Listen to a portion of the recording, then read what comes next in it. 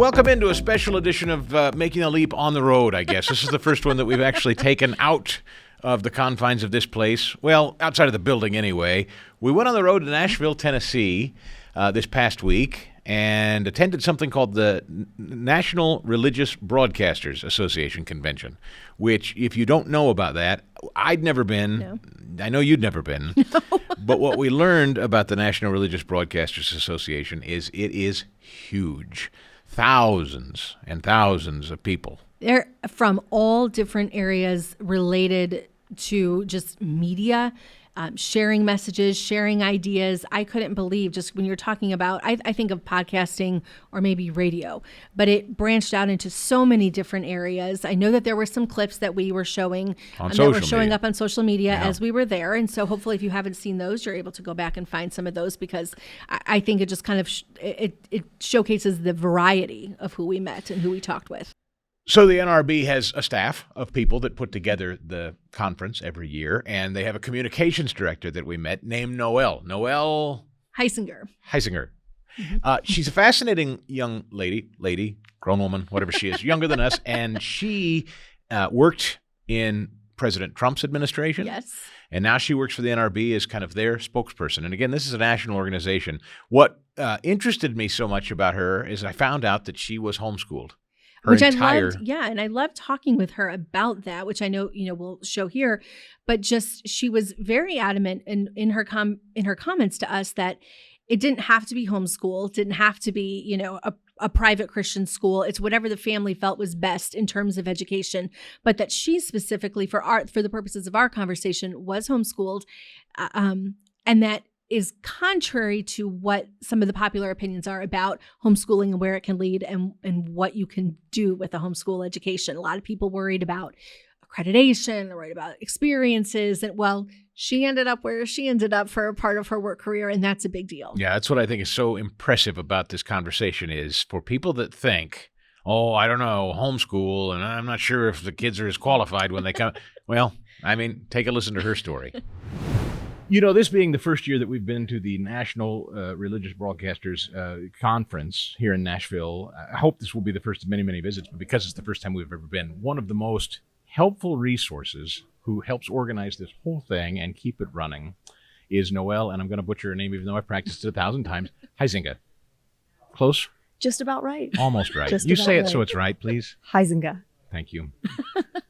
And she is the director of communications for this whole operation. Like, she makes it all run and hum. And so, first of all, thank you for having us. We have just enjoyed ourselves thoroughly. We're so glad you're here. NRB is made up of the longtime members and the first timers, and it's not the same without both ends of that spectrum. We're learning a lot. It's amazing. Here's what I'll be honest about. I did not know, we advocate for Christian education at the Herzog Foundation, but I didn't really appreciate the size and scope of people in the Christian media space. I didn't really understand how big it is. We do. We just keep walking and looking at signs, looking at people and looking at each other, thinking, oh my gosh, because we're in our little corner of Smithville, Missouri, and it's just this giant event and thing and movement across, everywhere. It's incredible. And if you didn't know, this is actually NRB's 80th anniversary that we're celebrating in 2024. So NRB was founded in 1944, originally for radio broadcasters. These were the early days of radio broadcasting, and they were facing regulatory battles that really threatened the future of that niche aspect of the industry. But since that time, NRB has grown to include first television, then digital, then PR of all types, advertising, film. And today, when you look around at the Christian media landscape, faith-driven entertainment is absolutely booming. It's attracting investors like none other. Digital projects, faith-driven digital projects, or Pray.com is one of our sponsors of the NRB convention. They've had 14 million downloads of their app since it launched. It's incredible. Well, and we spoke with Grace Media downstairs earlier today as well, and you're exactly right. And I think that's the amazing piece of this is the media to kind of combat what else is out there that isn't necessarily fitting for just kind of a Christian community. Yeah.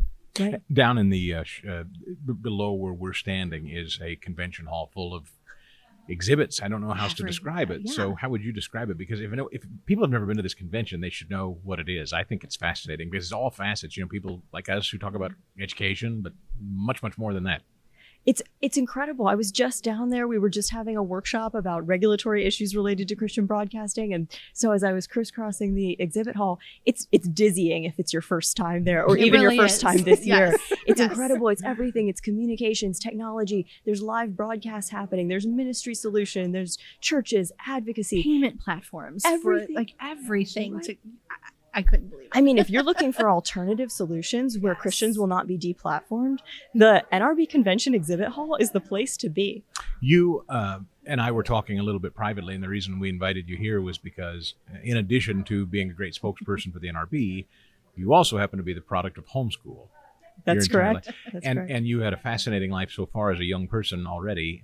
You've had time in the White House. That's correct. Right, and now Director of Communications for the NRB.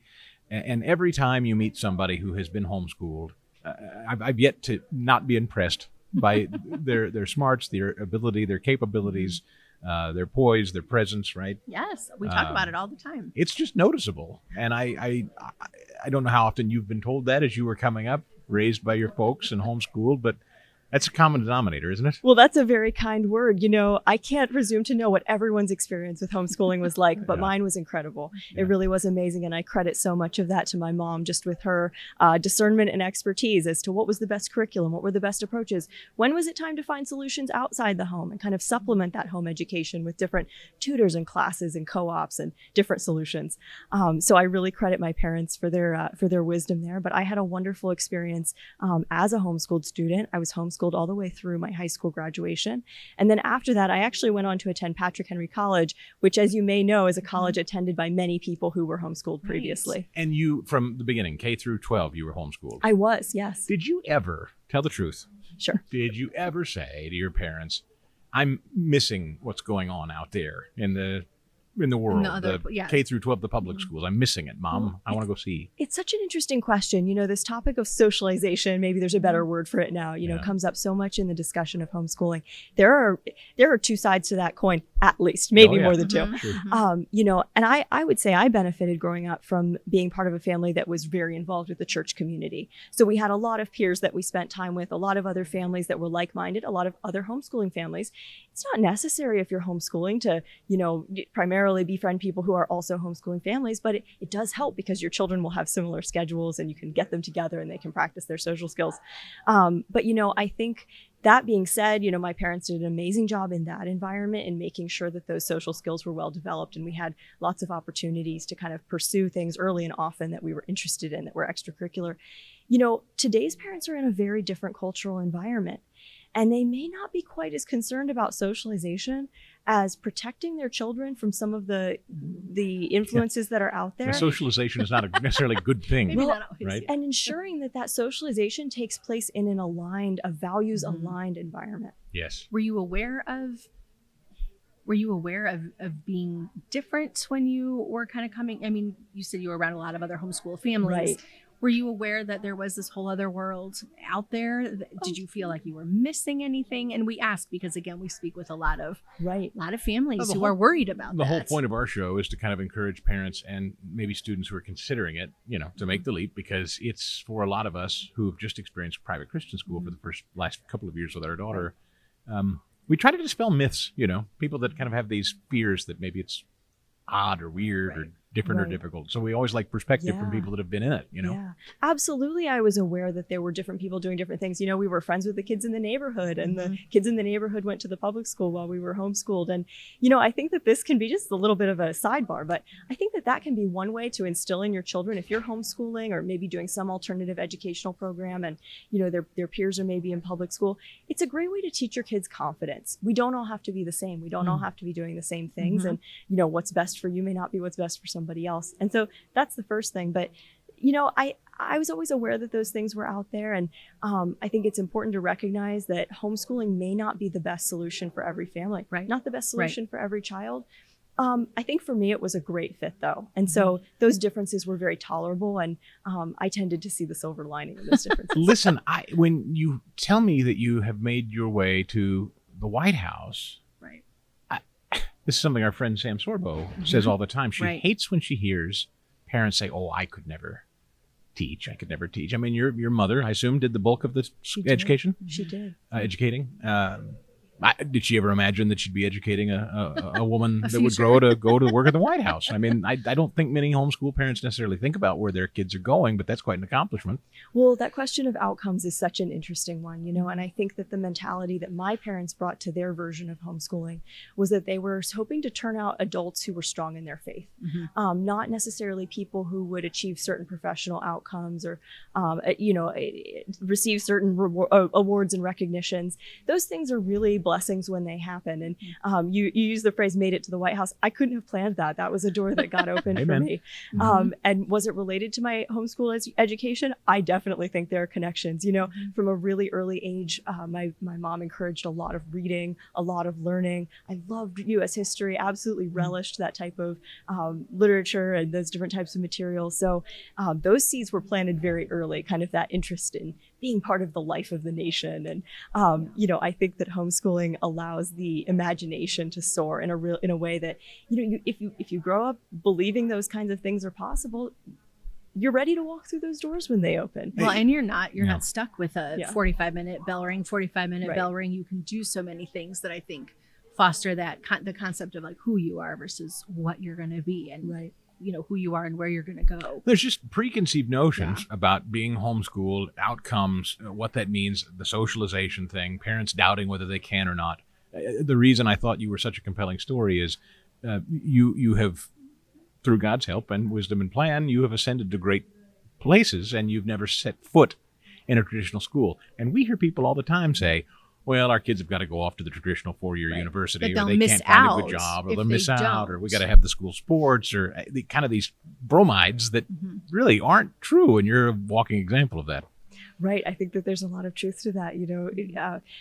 Each student has their own way of learning, their own passions, and I don't subscribe at all to the belief that the traditional path is the best one for everyone. Obviously so.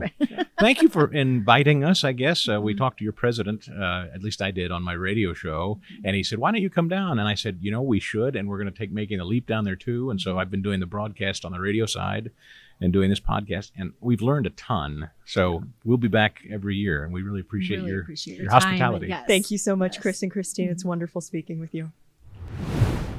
During our stay at the NRB in Nashville, we also had the opportunity to talk with a guy that I think a lot of people know. He does his own program out there as a broadcaster. He is a Southern Baptist pastor, I believe, as well. His name is Tony Perkins. He's also president of the Family Research Council. Tony's a very, very well-known figure in evangelical circles, in broadcast circles. He's pretty politically active, too. I believe he was part of Trump's the last Trump campaign. President Trump, by the way, coming up in this show in a little while, I should say, he came to this convention. Right. And he made some very interesting comments about education in particular, which we're going to play for you in a little bit. But before we get to that, I thought you'd enjoy a little bit of our conversation with Tony.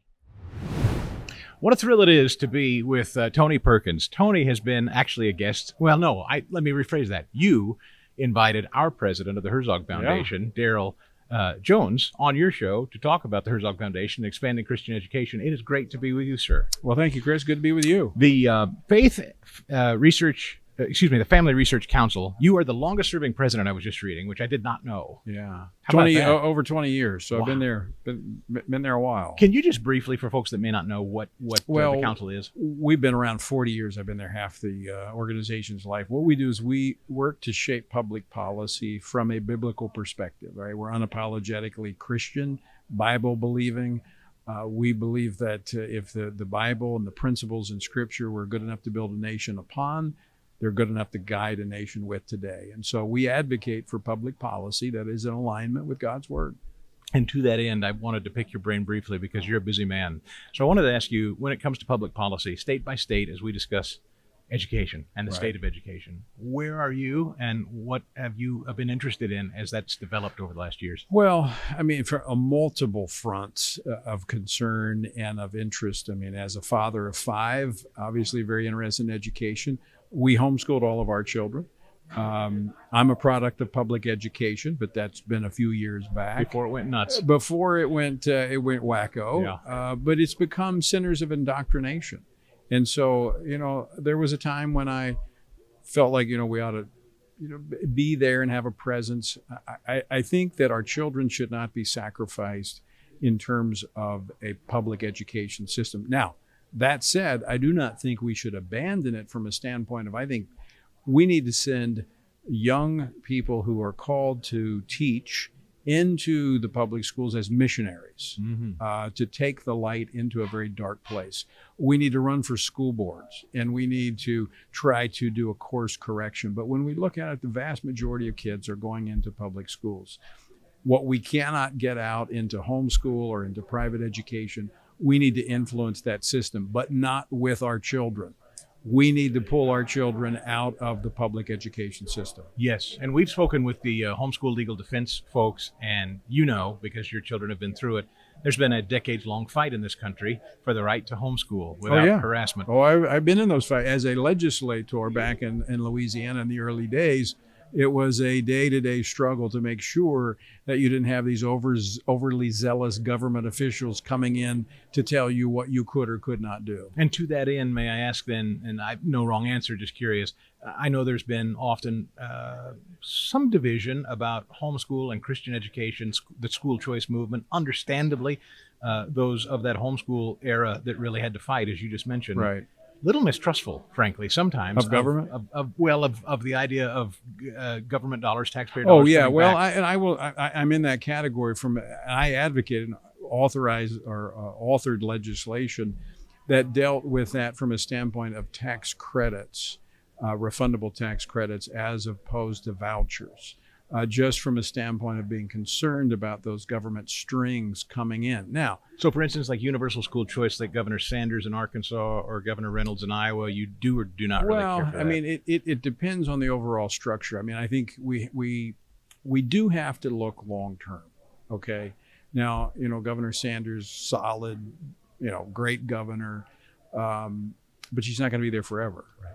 And it's the same thing when we looked back. Totally different subject, but it provided an example.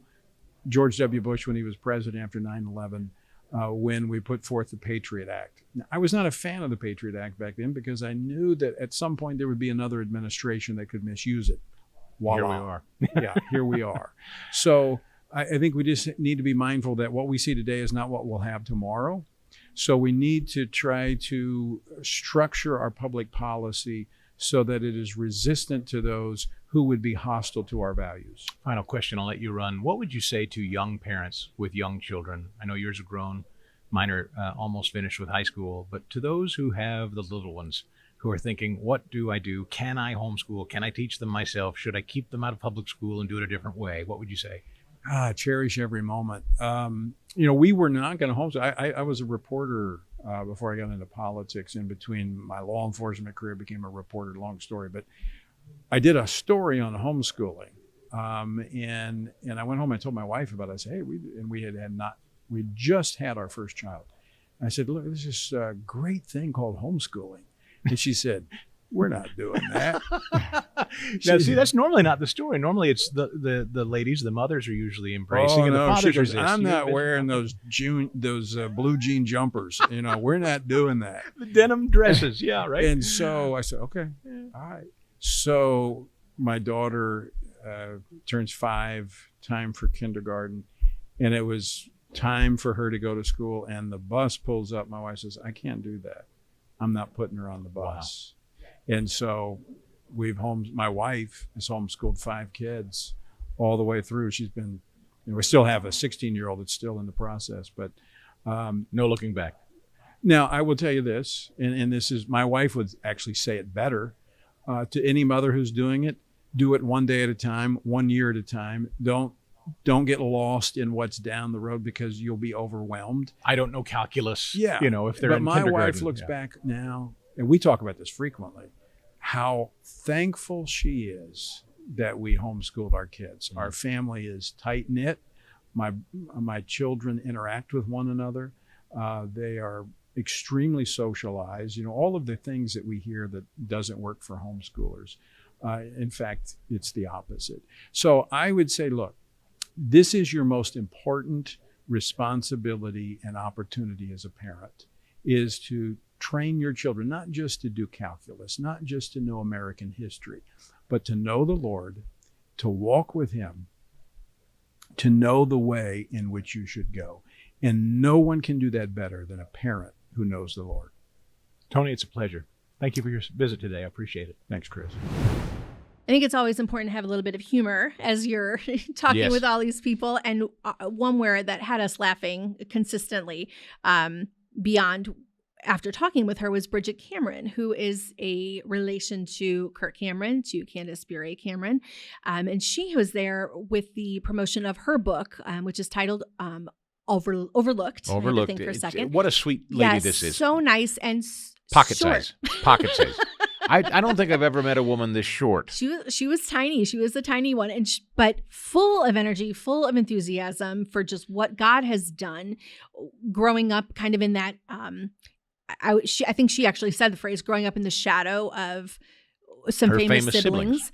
and so she was there talking with us. And one thing that I just enjoyed, you're interviewing people. We were down on the floor talking with people in the exhibit hall. We were standing in our area, kind of in our booth space.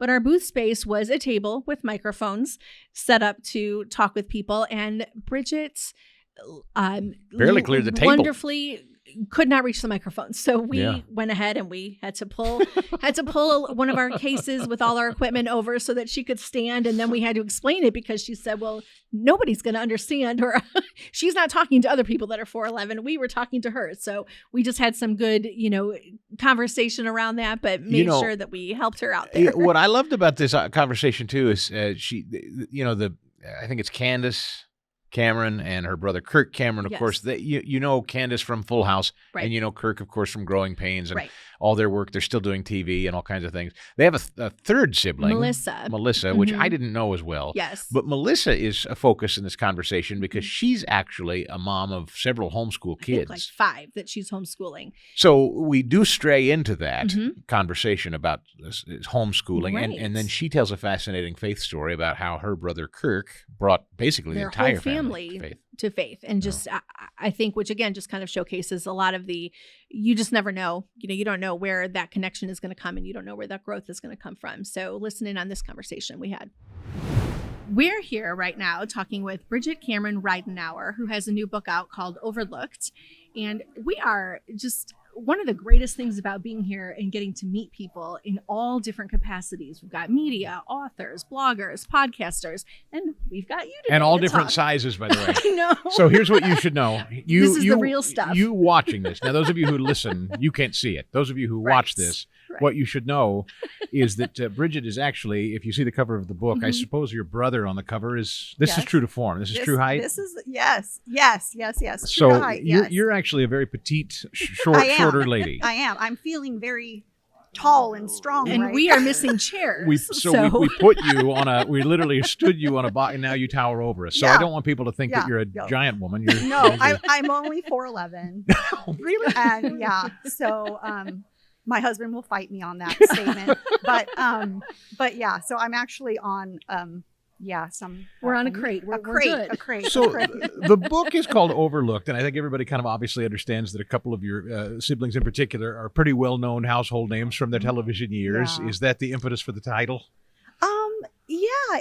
It's really a story of a memoir of myself growing up in a family of 2 famous siblings. And what people really don't know is that when my mom finally agreed to take us to a Hollywood agent, she really was taking the 4 of us there, but really kind of pursuing it for me. I was the little performer in the family. Okay. I did all the musicals, the plays, things like that. Candace was so young at the time, and Kirk really wasn't into it. But that day that we met with that agent, she ended up taking my 3 siblings and not me. I didn't get chosen that day, which was a complete shock to my mom. And as a mother, you can understand the heartache for your child that wants something so badly and they don't get chosen, but now they have to watch their siblings grow up and do all the things that they want to do. And so Overlooked is really just a story of my life in growing up with them in Hollywood, and just how God had such a plan and a purpose in my life. And how, I was feeling overlooked. I was feeling like, God, did you forget about me? Did you overlook me? How come you're not opening the doors that I so wanted to be a performer in the industry? And how come you're not allowing that for me to happen? And, I share stories, personal stories. May I ask you about Sure. your family, your parents, just Sure. because I know that faith is the constant streamline through all of you, Yeah. obviously, Yeah. deep faith. Were you raised that way? And what would you say to parents? We talk to parents on this show.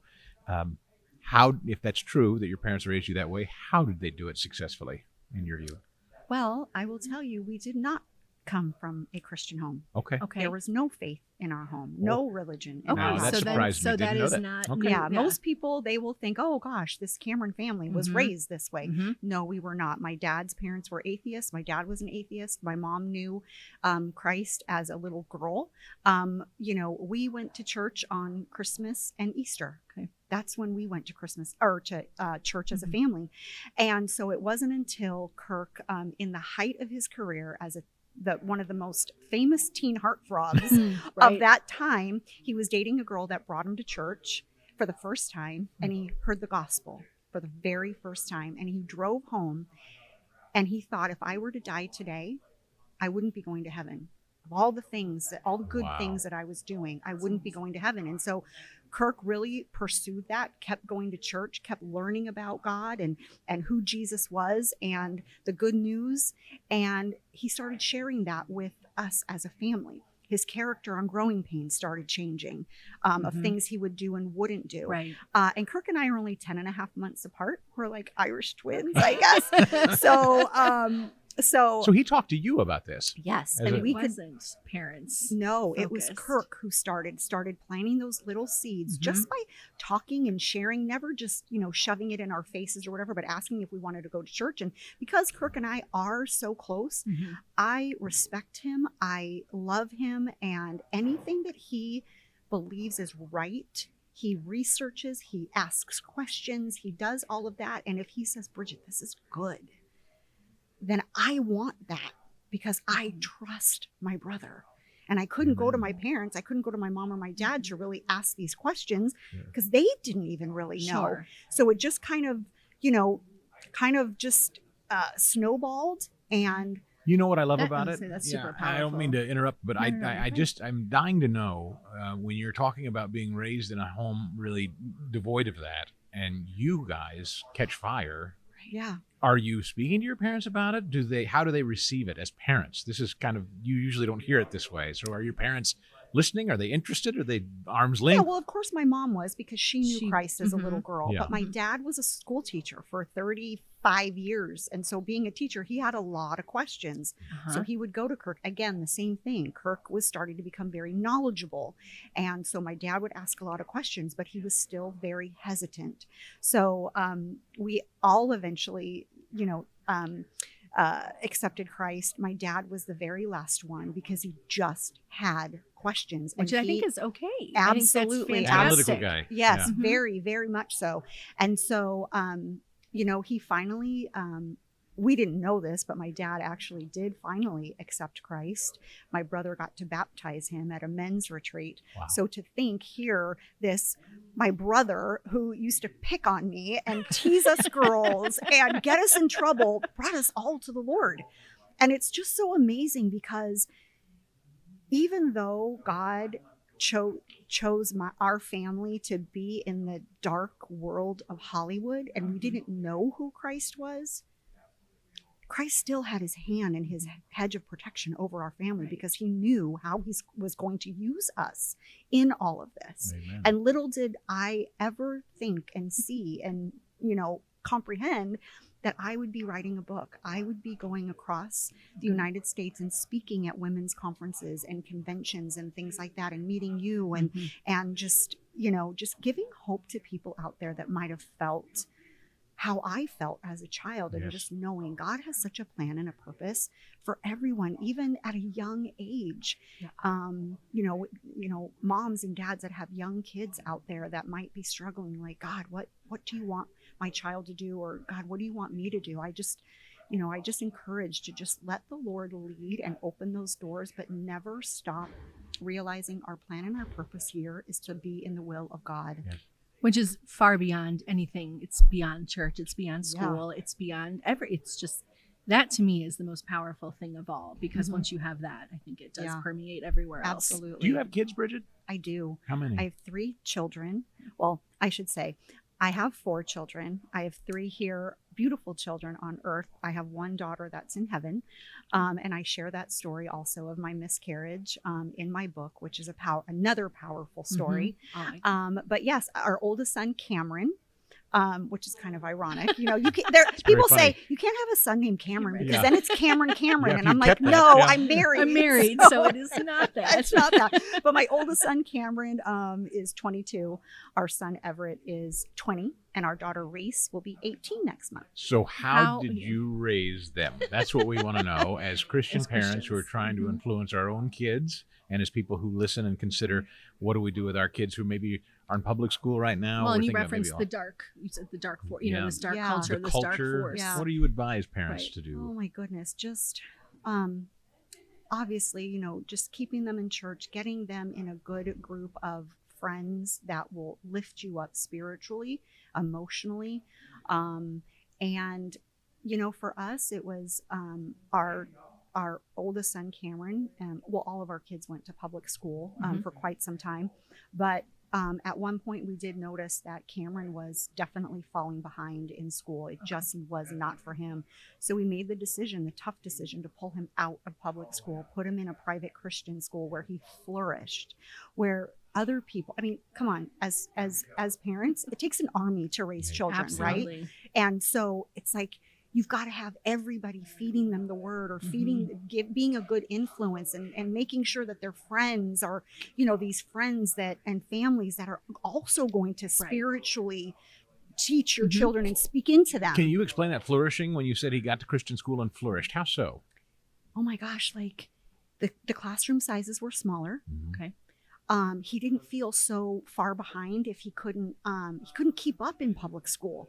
Public school, there's like 40 plus kids in a classroom, and he's in the back waving the white flag going, I'm so lost. Whereas private school, you had maybe 10, 12 kids in a classroom, okay. And if he had questions, he wasn't afraid to ask. And then he's, learning what works for him. Is it visually? Is it, audibly? Is however it works for him. Just started making great friends. Other teachers at the school just being mentors to him and speaking to him. And it was just like it was just a different light. It is a different and environment. And they're learning God's word in Bible class. So you'd advise exploring it, is your point? Absolutely. I'll be honest. I tried homeschooling, just was not for me. But your sister, my sister Melissa, oh my goodness. My sister Melissa has 5 children. And she homeschools all of them. The oldest is a senior, and the youngest is like in 1st or 2nd grade. Wow. And I'm telling you, I laugh when I say this, but I'm serious. My nieces and nephews from Melissa's family, they literally could own a business and run it themselves. Amazing. Yes. Because the things that she has taught them through home educating that you don't learn in school now, they're just so incredibly smart and educated, and it's amazing. And it's just, Melissa's amazing. Which is, again, I think that's I just love your title, because I don't believe God is missing anybody anywhere, but we always have that tendency to feel like it. And I think you're showing that he's not, and not within your family, not within your sister, brother's family. They're all doing what they need to do. It's for the kingdom, but it's in all different ways. And I think that is probably what we talk about the most, is all these varieties. Your sister Melissa teaching 5 kids, that's busy enough. And the rest of the 3 of you are actively touring, promoting, doing shows, writing books. All in your own Did you imagine cognizance that as kids? I mean, when you were talking to your brother Kirk about Christianity, now today you 3 are basically evangelicals, aren't you? I mean, you're evangelizing. No, I didn't. And that's why I say, why did God pick us? Or why did he not pick you back then? Why were you not picked? Yeah, and I really think that if God gave me what I wanted, the desires of that I wanted, yes. I don't know if I would be here. You'd be one of those True Hollywood Stories or something, maybe. Yeah. Exactly. They don't thank end well. goodness that you're not, Right, because and we need this Right. more than we need that. Right. Yeah. And you know, as much as I wanted it so badly, obviously God knows better. And but I think about, and this is just for me personally, Sure. if God had given me all those desires, okay, Bridget, I'm going to have you touring. I'm going to have you doing this. I mean, I auditioned for the Los Angeles traveling musical of The Wizard of Oz. I mean, I was going to be on tour for like over a year, and I wanted it so badly. But for me, I think if he had opened those doors for me, I would have might have missed out on the most important moments of my life. And that is being a mom of my kids. And I'm going to get emotional because just that time that I got to be with them spiritually and moments in their life where they needed me, I was there.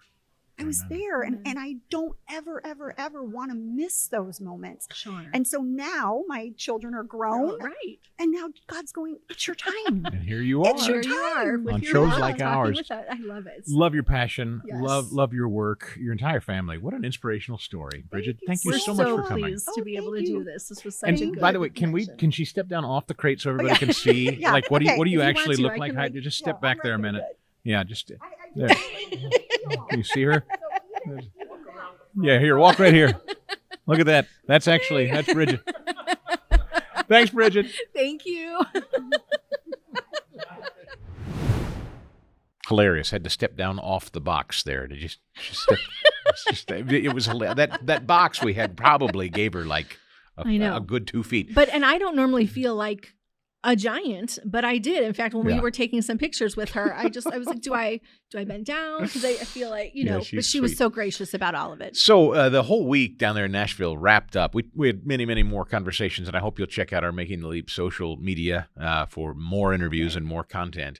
But the whole event kind of wrapped up on Thursday night down there in Nashville at the NRB, the Gaylord Opryland Hotel where we were doing our shows and our tapings. Donald Trump, you might know that guy. He's running for president.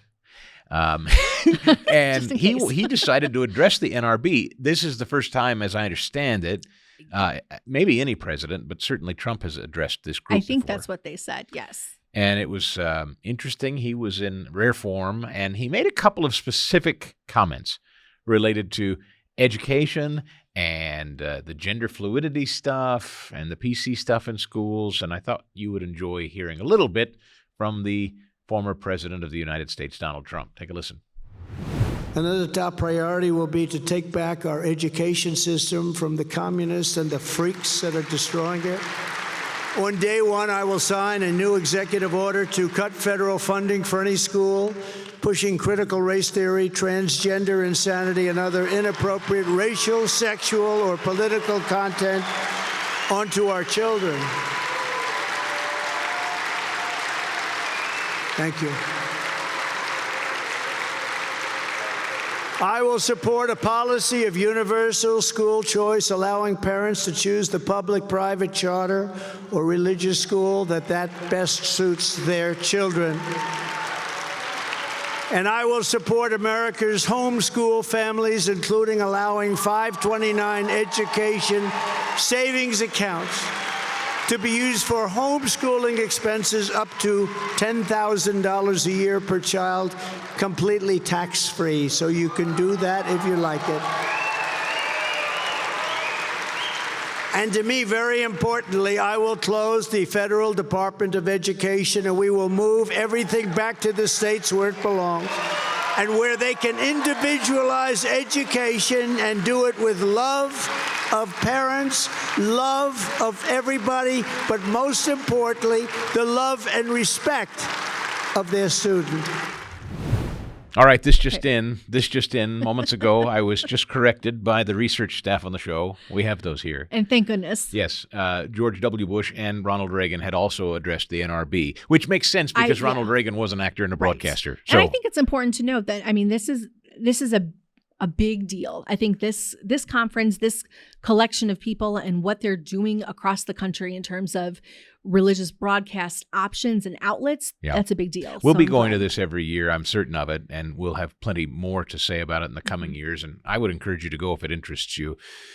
So with that, we really appreciate you letting us kind of go on the road, and you sampled a little bit of what we did while we were there at the NRB. You can follow along on all our social media platforms if you're interested and you want to go see some of the other interviews we didn't play here at Making the Leap on Facebook and Facebook, Instagram, YouTube. We've got all kinds of different outlets for the people YouTube to channel look too. at. So watch We them all. also showcase a few people that one of them specifically is we're going to be talking with in an upcoming episode where he is talking about how to take some religious education and Christian education into public schools. So Ooh, good kind of a stuff. neat avenues for people across the board. And with that, thanks for watching, thanks for listening, and hope you'll rate this show. Give it 5 stars at Apple Podcast or Spotify. We really appreciate it. It means more coming from you than it does from us. And we will see you next time on Making the Leap. Making the Leap is a podcast presentation courtesy of the Herzog Foundation. Please rate and comment on the show, as well as subscribe so you never miss an episode. And we'll see you next time on Making the Leap.